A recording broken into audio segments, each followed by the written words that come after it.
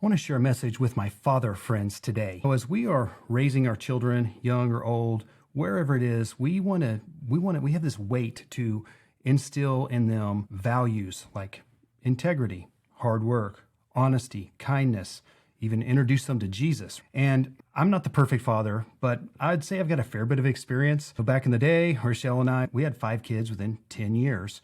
And so we've done a lot of things right. We've done a lot of things wrong. We've learned a lot. And working with people through the years, I've observed a number of fathers make some common mistakes.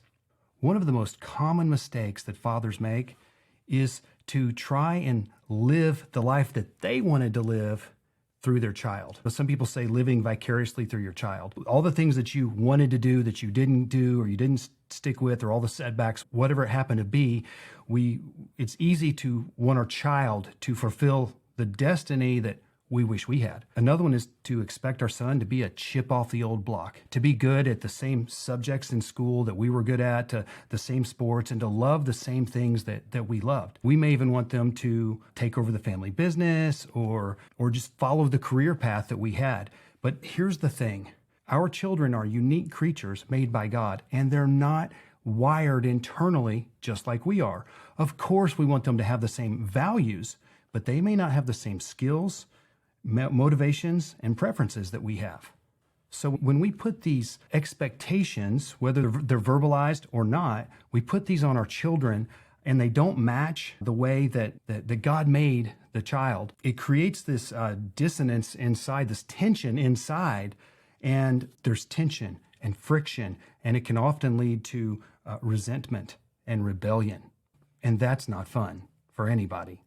It goes beyond to broken relationships, and as a father, you lose influence in your son's life. And that's just a terrible thing, and I've seen this happen far too many times. I've even seen sons just have a complete disdain for their father. And we can blame that on our child, but guess what? As fathers, as leaders, we need to take responsibility. Again, ultimately, every person has their own free will and they make their own choices.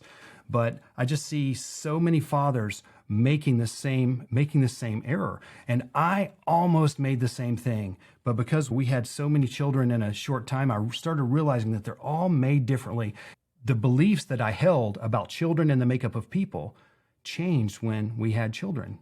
And later, even further, when I really started to understand personality styles and behavioral styles, it just gave me a whole new appreciation for people and their uniqueness like I never had before. So the Bible says that we should train up a child in the way he should go. Not the way we wish we went, not the way we want him to go, but the way he should go.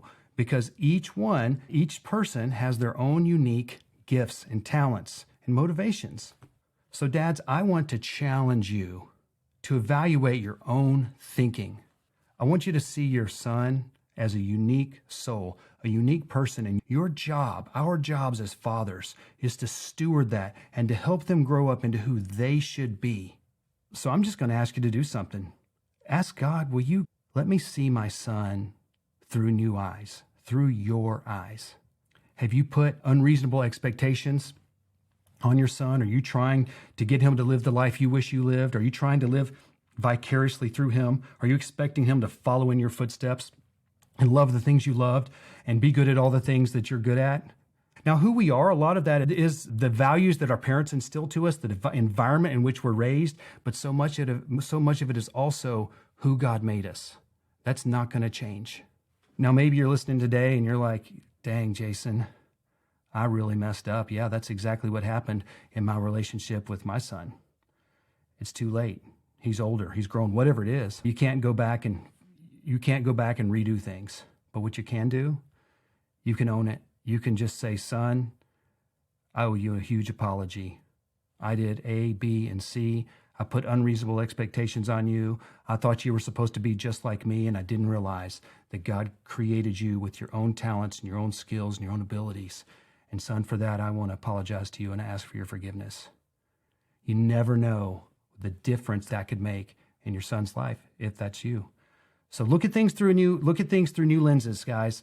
And being a father is the best thing in the world, but it's also not easy. So God bless you.